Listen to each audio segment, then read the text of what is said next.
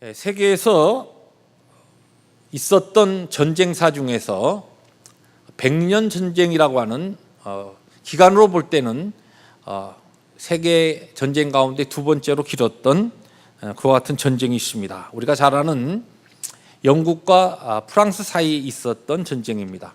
전쟁의 실제적인 기간, 시작과 마칠 때까지는 100년이 더 됩니다만은 100년 넘게 계속 전쟁을 한 것은 아니고 중간에 쉬었다가 또 전쟁이 계속 이어지면서 그 전쟁이 100년 이상을 끌어서 일반적으로 100년 전쟁이라 그렇게 일컫습니다. 이때 100년 전쟁이 한창일 때에 프랑스의 북부 도시였던 칼레에 거의 영국군의 공격을 맞아서 한 1년을 열심히 싸워서 버텼는데 구원병들, 이 지원병들이 도착하지 아니하고 다른 지역에서 물자가 끊어지면서 더 이상 버티다가는 이 칼레 모든 시민이 몰살할 위기에 처하면서 마침내 백기를 들고 항복하게 됩니다. 항복하면서 이 사절이 그 당시 영국의 왕이었던 에드워드 3세에게 찾아갑니다. 그래서 우리가 이제 완전히 항복입니다. 그런데 우리가 항복하는 대신에 이 칼레 시민들의 안전을 보장해 주십시오. 그렇게 요청합니다. 전쟁으로 인하여 그 당시 더욱 감정이 깊어지고 또 분노가 치솟던 에드워드 3세가 그 청을 듣고서 받아들이지 아니하고 오히려 더 강경한 그와 같은 방법으로 이 칼레시를 전멸시키려고 하는 그와 같은 위험 속에서 그의 측근들과 또 그의 신하들이 지금 이 더 이상 피 흘리는 이곳만 전쟁하는 것이 아니라 계속적으로 이 전장이 확산되고 있는데 여기서 이들의 항복을 받아들여야 합니다라고 하는 그와 같은 공고를 받아들여서 에드워드 3세가 이 사절단에게 이러한 조건을 내겁니다.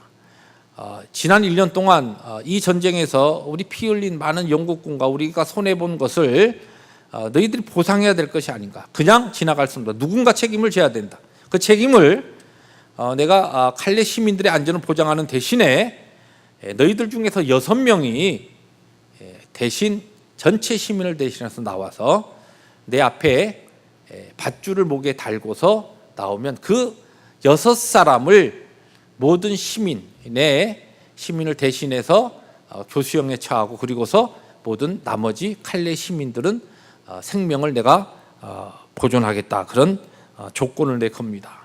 이 소식이 전해졌을 때 칼레 시민들은 기뻐할 수도 없고 슬퍼할 수도 없고 참 아주 공경에 처한 것 같은 형편이었습니다. 이때에 그 도시에서 유력한 귀족들 가운데 6명이 자원해서 그의 목에 밧줄을 달고 그리고 맨발로 에드워드 왕 앞에 나갑니다. 그때 약속대로 이 6사람을 교수형에 처할 계획이었지만 그 왕비가 그 당시에 아이를 가지고 있었는데 그 왕비의 간절한 요청에 의해서 에드워드 3세가 이 6사람도 사형에 처하지 아니하고 감면합니다. 그 일이 있은 후 550년이 지난 다음에 그 사건을 기념해서 칼레시에서 우리가 잘 아는 유명한 조각가인 로댕하면 생각하는 사람을 조각한 것 같은 미술가로 우리들이 기억합니다. 이 로댕에게 이때에 이 칼레 시민을 구원하기 위해서 에드워드 왕 앞에 목에 밧줄을 걸고 그리고 맨발로 나갔던 이 6명을 기념하는 조각품을 동상으로 만들어 달라고 요청합니다. 그래서 그때 조각된 이 조각품이 The Burghers of 칼레라고 하는 칼레의 시민들이라고 하는 그와 같은 유명한 제목으로 칼레시에 서게 됩니다. 지금도 그 칼레시를 찾는 많은 관광객들이 이 유적지에 가서 이곳에서 사진을 찍고 또 이 히스토리를 기념하기도 합니다.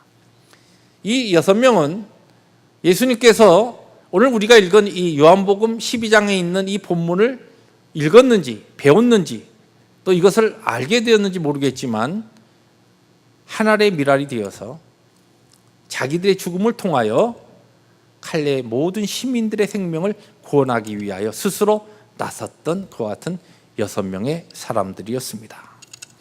오늘 우리가 읽은 본문 말씀은 예수님의 그 사역 가운데 예수님의 그 사역이 아주 전성기에 다다랐을 때 있었던 일입니다. 명절을 맞이해서 많은 사람들이 예루살렘에 모였는데 그때에 헬라에서 온 이 그리크 사람들이 예수님을 만나기를 원했습니다. 그리고 예수님께 아마 무엇인가 성경은 구체적인 것을 이야기하지 않는데 주님의 그때의 그 능력 또 그 소문난 그 많은 그 주님이 가지신 그 지혜를 아마 얻고자 해서 예수님을 만나기를 원했습니다. 그때에 주님께서 그 이야기를 듣고 이런 이야기를 하십니다. 인자가 영광을 얻을 때가 왔도다. 이 이야기는 예수님께서 이제 높임을 받을 때가 왔다는 겁니다. 3년 동안 예수님을 따라다니던 이 제자들에게 있어서는 정말 기다리던 주님의 말씀이었습니다. 왜냐하면 고생스럽게 머리 둘 곳 없이 가난하고 초라한 모습으로서 예수님의 그 3년의 공생애 동안에 예수님을 보자 하면서 따라다니던 제자들은 정말 피곤하고 때에 따라 배고프기도 하고 그들의 삶이 주님의 이 능력 있는 이 주님을 이 우리의 민족의 왕이 되시고 민족의 구원자가 되실 이 예수를 우리가 이렇게 지금 따르고 있는데 우리의 삶이 너무 고단하다는 겁니다. 피곤하다는 겁니다. 너무 힘이 듭니다. 그런데 드디어 기다리던 때가 왔구나. 주님이 이제 영광을 얻을 때라는 것은 주님이 높아질 때가 왔으니까 틀림없이 그동안 주님께서 행하시는 그 모든 기적과 그 능력을 통하여서 38년 된 병자를 낫게 하시고 그리고 또 소경을 눈뜨게 하시는가 하면은 죽은 자를 살리기도 하시고 보리떡 5개와 물고기 2마리로 5,000명을 먹이시는가 하면은 또 무리를 걸으시기도 합니다. 전무후무한 역사적으로 정말 들어보지도 못했던 것 같은 하나님만이 하실 수 있는 능력의 기적을 베푸시는 그 주님의 그 모습 가운데서 그들은 숨죽이고 지금 주님을 따라다녔던 겁니다. 때가 오면은 주님께서 높이 사람들로부터 높임을 받으시고 우리 민족을 해방하는 로마의 통치하에서 해방하는 이때가 되면은 그동안 우리가 3년 동안 이렇게 고생했던 그 아마 수고의 열매를 우리도 얻을 수 있을 것이다. 그런 기대를 하고 이 제자들이 지금 기다리고 있었는데 주님께서 이제 주님이 영광을 얻을 때가 높아질 때가 왔다는 겁니다. 제자들이 그냥 눈이 확 뜨여버렸습니다. 이제 때가 왔구나. 그런데 주님께서 이런 귀가 송곳해서 듣고 있는 이 제자들에게 그 다음에 하신 말씀이 바로 24절의 말씀입니다. 24절 말씀 제가 다시 여러분에게 읽어드립니다. 내가 진실로 너희에게 이르노니 한 알의 밀이 땅에 떨어져 죽지 아니하면 한 알 그대로 있고 죽으면 많은 열매를 맺느니라. 주님이 높아지시고 영광을 거두신다고 하신 말씀을 하신 다음에 이 주님이 한 알의 밀알이 되어서 땅에 떨어져 죽으시겠다는 겁니다. 죽음을 통하여 그리고 죽음을 통한 부활을 통하여 주님께서는 많은 생명을 살리는 많은 생명의 역사를 이루시겠다는 그와 같은 말씀을 하시는 겁니다. 제자들에게 있어서는 이 말씀이 너무 어려운 겁니다. 그들이 그동안 주님을 따르면서 바라고 소망하던 것과는 정말 정반대되는 것 같은 말씀을 주님께서는 선포하신 겁니다.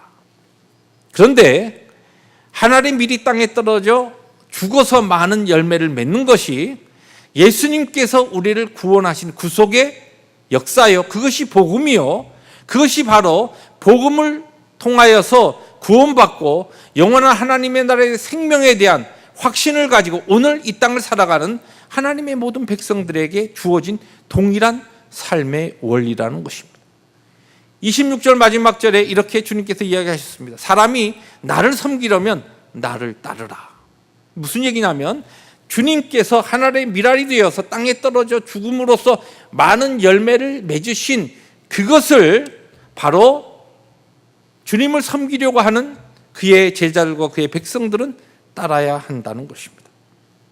오늘 우리들이 하나님의 은혜 가운데 구원함을 받고 예수 그리스도를 나의 구세주라고 고백하면서, 이것조차도 내 힘과 내 노력으로 된 것이 아니라 내 어떤 하나님의 사랑과 은혜를 받을 만한 자격으로 된 것이 아니라 아무런 조건 없이 하나님의 놀라운 경륜과 그 은혜 가운데서 나를 택하시고 나에게 믿음 주시고 나에게 신앙의 고백과 예수 그리스도를 나의 주님입니다, 나의 구세주입니다, 나를 구원하신 분이십니다라고 하는 이 놀라운 고백을 할 수 있는, 정말 기적 중에 기적인, 다른 것은 항상 쉽게 믿지 못하고 의심하고 계산하고 하던 나에게 이 진리만큼은 의심 없이 받아들일 수 있는 이 은혜를 주셔서 나에게 영원한 생명을 약속하시고 오늘을 살게 하신 예수 그리스도의 그 은혜가 우리에게, 우리도 주님을 섬기고 주님을 따르기 위해서는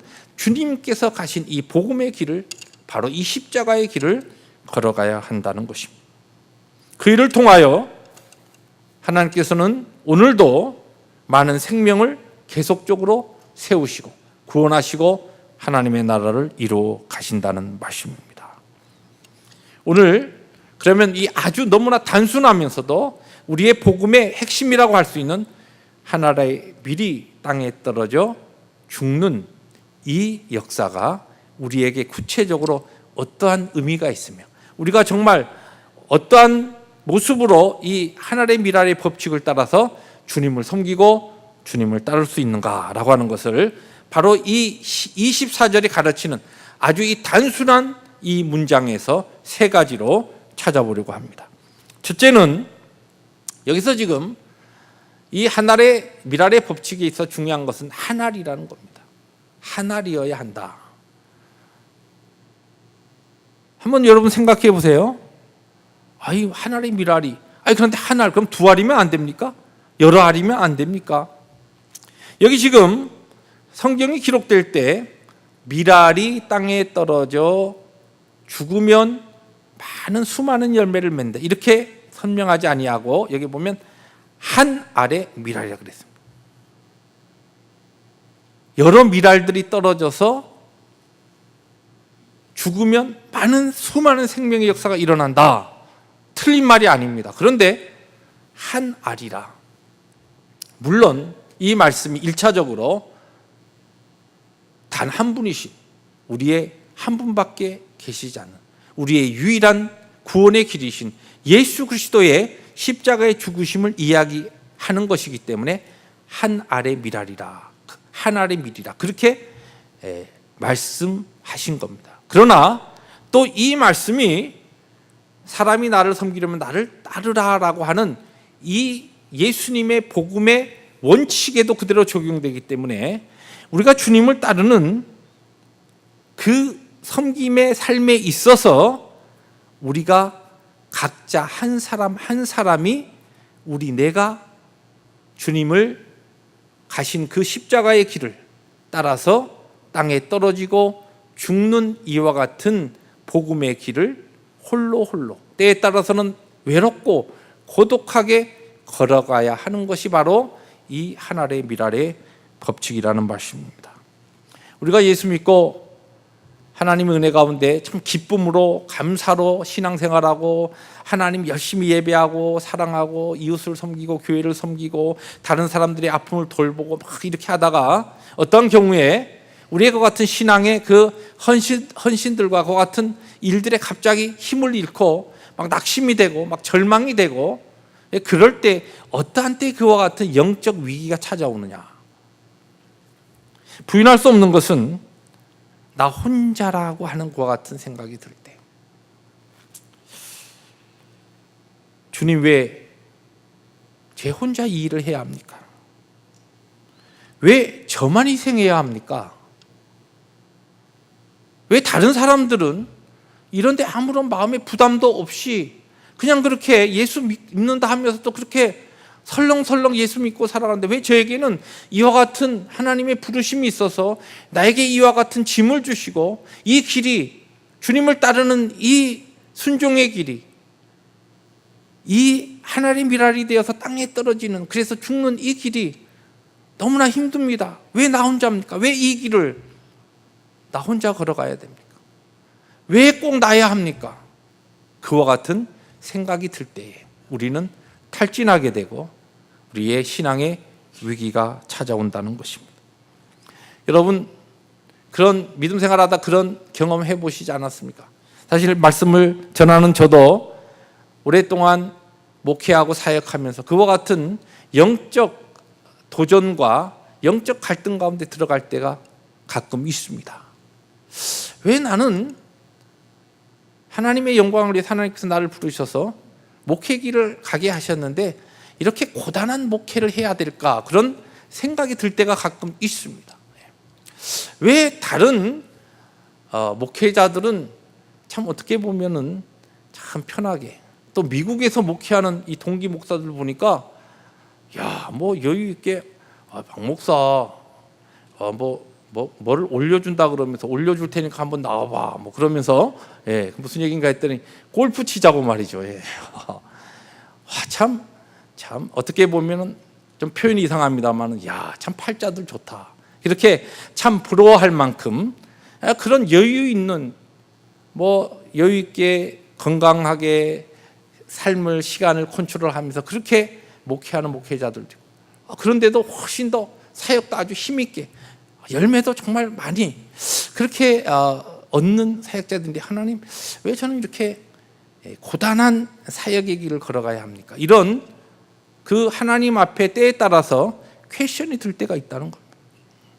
왜 저만 이렇게 독특한 길을 걸어가야 되죠? 하필이면 왜 접니까?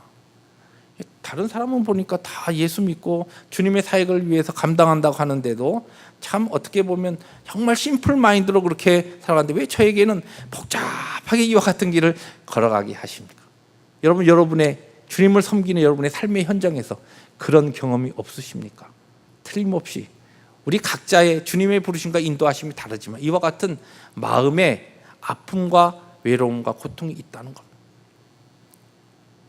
정말 어떤 경우에는 이와 같은 이 길이 좀 동력자들이 있고 무엇인가 여럿이 미랄이 땅에 떨어져서 그 깊숙이 땅에 들어가고 이 묻히고 하는데도 나 혼자가 아니고 그냥 씨앗이 한 2개가 한 적어도 한 3개가 되면 옆에 같이 나와 비슷한 처지에 있는 그 미랄들을 보면서 좀 서로 위로하고 그렇게 하겠는데 왜 이 걸어가는 이 길이 저에게는 이렇게 고단하고 외롭고 내 길은 이렇게 좁습니까? 이런 생각이 들 때가 있다는 겁니다. 그런데 오늘 성경은 바로 주님께서 한 알의 미랄이 되어서 주님은 정말 외롭고 정말 고독하게 십자가의 길을 가셨습니다. 무엇을 위해서? 우리를 살리시기 위해서. 주님이 그 길을 가신 거예요. 마지막 순간에는 그의 사랑하는 제자들조차도 다 주님을 버렸습니다. 너무 힘든 그와 같은 탄식할 만한 고독 가운데 주님은 들어가셨습니다. 마지막 십자가에서 그의 아버지 되시는 하나님조차도 그분을 외면하셨습니다. 그런 고독과 그런 어둠과 그런 절망의 골짜기를 주님은 한 분, 그분 혼자 그 길을 가셨다는 겁니다. 그것이 십자가의 길이요, 그것이 우리를 살린 복음이요, 그것이 우리를 살리시기 위해서 우리를 죄악 가운데서 구원하시고 우리에게 영원한 생명과 하나님의 나라의 그 영광스러운 은혜를 우리에게 주시기 위하여 주님께서 걸어가셨던 바로 그 길이었다는 겁니다. 하나리어야 합니다. 스코틀랜드에서 목회하던 2분의 목사님이 계셨습니다. 이 2 목사님은 다른 어떤 목회자들보다 정말 열심히 최선을 다해서 목회를 하고 사역을 했는데 별로 그 사역이 교회가 그렇게 크게 부흥하지 않았습니다. 이 2분이 만나서 이제 월요일이 되어서 대화를 하는데 같은 지역에 있다 보니까 한 목사님이 이렇게 이야기를 합니다. 제가 지난 3년 동안 정말 열심히 저 나름대로 목회를 하고 사역을 했는데 3년이 지나온 지금 우리 교회를 보니까 지난 3년 동안 우리 교회에서 정말 복음을 받아들이고 정말 변화된 사람은 내가 볼 때 딱 한 사람 있는 것 같습니다. 나머지는 다 아닌 것 같아요. 너무 그냥 낙심이 되고 실망이 돼서 하는 얘기입니다.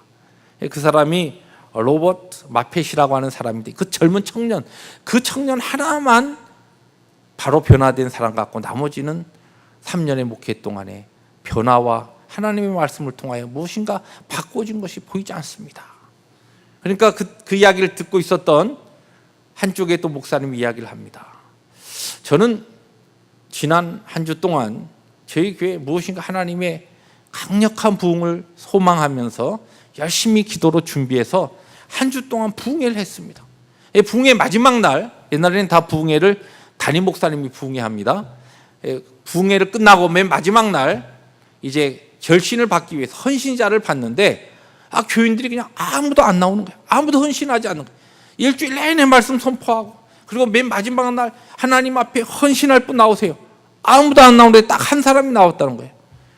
딱 한 사람 외에는 교인들이 아무도 헌신하지 않는 것을 보면서 정말 지난 한 주에 그 온 혼신을 다해서 쏟아부었던 그 말씀과 메시지가 어떤 의미가 있는가, 참 너무 후회가 되고 어떤 경우에는 너무 절망이 됩니다. 두 목사님들이 그런 대화를 나누었습니다. 그 일이 있은 수년 후에 놀라운 사건이 일어났습니다.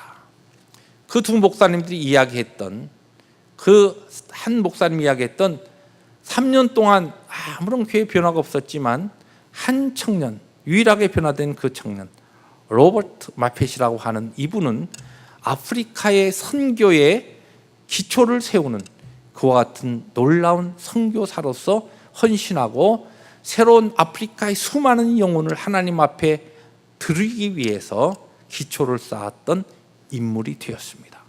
그런가 하면은 또 한 목사님이 이야기했던 한 주 내내 부흥회하고서 딱 한 명이 하나님 앞에 헌신했습니다라고 하는 그 한 사람이 누구냐 하면 우리가 잘 아는 리빙스톤입니다. 아프리카 예수의 피 묻은 복음을 뜨겁게 전해서 아프리카 영혼들에게 놀라운 하나님의 역사를 일으킨 귀한 사람, 리빙스톤. 여러분, 때에 따라 왜 내가 혼자, 왜 우리 교회에서 나 혼자 이 일을 해야 되며, 나는 왜 이 길을 가야 하며, 나에게 왜 이와 같은 무거운 헌신이 나 혼자서 이 길을 내가 감당해야 하느냐, 왜 내가 주님을 따르는 데는 다른 사람들은 다 예수를 믿는 거 보는데도 나보다 더 열심히 안 믿는 것 같은데도 다 잘 되는데 나는 주님 앞에 열심히 노력하고 열심히 기도하고 열심히 하나님 앞에 매어 달리는데 내가 가는 이 길은 철저하게 고독하고 외롭고 좁은 길인가? 그런데 하나님께서는 그와 같은 하나님의 특별히 세우신 하나를 통하여 생명의 역사를 이루고 하나님의 나라를 이루고, 그것이 바로 우리 주님이 가신 길이었고, 바로 그 주님의 가신 길을 통하여 우리에게 이루고자 하시는 하나님의 복음의 역사라는 말씀입니다. 오늘 여러분들도 하늘의 미랄로 부름을 받았습니다. 여러분들이 부름을 받은 그 한 아래, 그 고독하고 외로운 하나님 앞에서의 그 길은 어떠한 길입니까? 믿음으로, 아멘으로 감당할 수 있는 작은 하늘의 미랄들이 되시기를 주의 이름으로 축복합니다. 두 번째로, 오늘 성경은 하늘의 미랄이 그 다음에 무엇이라냐면 땅에 떨어져야 한다고 했습니다. 땅에 떨어진다는 것은 무슨 의미가 있습니까? 낮아진다는 것입니다. 땅으로 철저하게 낮아진다는 것입니다. 그리고 땅에 떨어졌을 때 흙 위에 그냥 눈을 멀뚱멀뚱하고 태양을 바라보고 있는 것이 아니라 흙 속으로 깊이 어둠 가운데 들어가야 됩니다. 흙 속으로 파묻혀야 됩니다. 이것은 겸손을 이야기하는 겁니다. 씨앗이 위에서 아래로 떨어지는 이 겸손한 과정이 없이는 생명의 역사가 나타나지 않습니다. 주님께서는 주님의 십자가의 길을 가시는 그 주님의 사역을 이야기하시기 전에 이미 주님 자신에 대해서 그렇게 말씀하셨습니다. 나는 마음이 온유하고 겸손하니 나의 멍에를 메고 내게 배우라.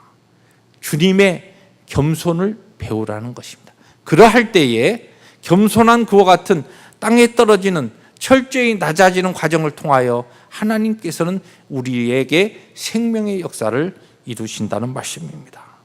베드로전서 5장 6절의 말씀에 그러므로 하나님의 능하신 손 아래서 겸손하라. 때가 되면 너희를 높이시리라. 하나님께서 그분의 능하신 손 아래서 우리가 낮아지고 낮아지면 우리를 통하여 하나님께서 높이시는 것이 무엇을 통하여? 생명의 역사를 통하여 우리를 높이신다는 것입니다. 낮아지신 주님, 마지막 십자가에서 죽으시기까지 낮아지신 그 주님을 하나님께서는 높이셔서 만왕의 왕으로 세우시고 구세주로 세우시고, 그리고 그분을 통하여 수많은 생명을 허락하셨습니다. 그 가운데 하나의 열매가 바로 여러분과 저입니다. 제가 주님의 그 죽으심의 그 열매로 맺어진 또 하나의 열매, 여러분들도 그와 같은 열매입니다. 동일하게 우리의 삶에 있어서, 우리의 복음의 길에 있어서 열매가 맺어지기 위해서 우리는 더 낮아지고 더 깨어지고 더 부서져야 한다는 말씀입니다. 씨가 땅에 떨어져서 자기를 흙 속에 감추지 아니하고 그냥 땅바닥 위에 그냥 있으면 태양에 말라버리든지 새가 와서 쪼아 먹어버립니다. 그러나 땅에 깊숙이 어두운 가운데 불편하지만 깊이 들어갈 때, 낮아지고 더 낮아질 때 그와 같은 겸손한 낮아짐을 통하여 비로소 하나님께서는 생명의 역사를 이루십니다. 하나님께서는 성경에 보면 많은 인물들을 낮추신 다음에 사용하셨습니다. 요셉이라고 하는 인물을 구덩이에 던지셨다가 그를 다시 꺼내서 노예로 팔려가게 하십니다. 노예 신분도 억울한데 죄인의 억울한 누명을 쓰고 죄인이 되어서 감옥에 갇히게 하셨습니다. 13년의 고통스러운 낮아짐의 훈련을 통하여 하나님께서는 요셉을 애굽의 총리로 세우십니다. 이것이 하나님의 어떻게 보면 아주 역설적인 하나님이 하시는 귀한 일들입니다. 우리가 잘 아는 다윗도 수십 년간 아둘람 동굴에서 기거하며 그곳에서 하나님 앞에 더욱더 낮아지고 겸손해지는 자신의 훈련을 할 수 있어야 했습니다. 사도 바울도 아라비아 사막에서 3년을 지내면서 하나님의 거룩한 이방의 사도로 부름을 받고 사용되기 위해서 준비해야 했고, 우리가 잘 아는 모세도 40년의 미디안 광야에서의 낮아지고 낮아지며 기다리고 기다리는 그 인내 과정을 통하여 지면에 그의 온유함이 승했던 정말 겸손한 자로서 그는 하나님 앞에 사용될 수 있었던 것입니다. 여러분, 하나님께서는 모든 사람들 다 사용하시지만 교만한 자는 하나님께서 사용하시지 않습니다. 하나님께서는 교만한 자를 물리치신다고 했습니다. 겸손한 자에게 은혜를 주십니다. 우리의 삶에 있어서 내가 예수 믿고 나의 삶에 나만 예수 믿고 그냥 겨우겨우 살다가 구원받는 것이 아니라 나의 생애를 통하여서 수많은 생명의 역사를 이루기 위해서는 나의 자리에서 더 낮아지고 하나님 앞에 더 겸손해지고 사람 앞에 겸손한 자리에 들어갈 때에 내 삶을 통하여 하나님께서 생명의 역사를 이루십니다. 내가 얼마만큼 오랫동안 예수 믿었고 내가 얼마만큼 오랫동안 교회 생활을 했느냐, 아무런 쓸모가 없습니다. 내가 오늘 하나님 앞에서 얼마만큼 나의 모든 것을 다 하나님 앞에 겸손하게 드리고 철저하게 낮아져 있느냐, 그것이 바로 오늘 우리의 영성을 가름할 수 있는 중요한 평가요. 또한 하나님 앞에서 정말 내가 그의 능력의 손에 붙들린 바 되어서 사용될 수 있는, 내가 나만 예수 믿고 복 받고 그렇게 그냥 하루하루 살다가 주님 앞에 서는 것이 아니라 나를 통해 수많은 많은 사람들에게 하나님 주신 은혜와 복을 흘려보내는 사람으로 살기 위하여 나에게 필요한 것, 그것은 바로 낮아지고 낮아지는 겸손입니다. 땅에 떨어져야 합니다. 아직도 여러분의 신앙의 삶 가운데 떨어지지 아니하고 높은 곳에 다리를 걸치고 계신 분 있습니까? 빨리 믿음의 결단을 하시오. 그 자리에서 내려오십시오. 그래야만이 여러분의 생애를 통해 하나님께서 생명의 역사를 이루십니다. 마지막으로 여기 보니까 죽어야 한다 그랬습니다. 우리 성경의 참 역설은 죽어야 산다는 것입니다. 죽을 때 나도 살고 죽을 때 다른 사람도 살립니다. 내가 시퍼렇게 살아있으면 나도 죽고 다른 사람도 다 죽입니다. 여러분, 믿음은 여물어야 되지만 우리가 예수를 믿으면 믿을수록 정말 부서져야 될 것이 무엇이냐면 우리의 자아입니다. 믿음 생활하고 교회 생활 오래 하면서도 자아가 단단한 분들이 있어요. 정말 깨어지지 않은 분들. 모든 자기의 그 중심을 가지고 하나님의 말씀조차도 다 걸러버립니다. 이렇게 저렇게 다 손질해버립니다. 그리고 자기가 받아들일 수 있는 것, 자기의 삶에 유익이 되고 마음에 드는 것만 받아들입니다. 나머지는 그냥 무시해버립니다. 그러한 믿음 생활을 하면서 어떻게 하나님을 향하여 나의 아버지를 알 수 있고 어떻게 예수 그리스도를 향하여 나의 왕이라고 그렇게 찬양할 수 있습니까? 하나님께서 위에서 들으시고 주님께서 그와 같은 우리의 찬양을 들으시면서 웃기지 말라 그렇게 말씀하시지 않겠습니까? 너무 우리의 삶이 하나님 앞에서 정말 아직도 부서지지 아니하는 부분들.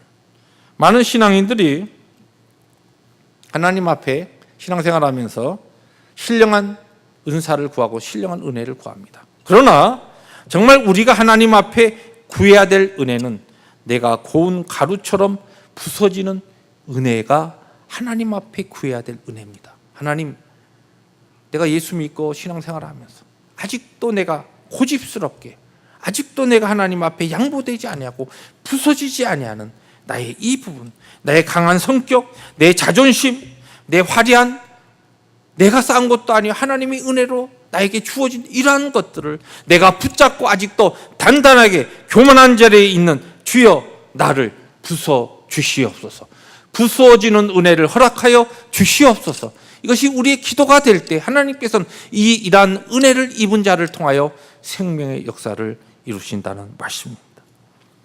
부서지는 경험이나 광야 학교를 거치지 않은 채로 크게 쓰임을 받을 수도 있습니다. 깨어짐과 부서짐이 없는 영적인 사람은 그러나 분명한 것은 주님의 거룩한 사역에 방해가 됩니다.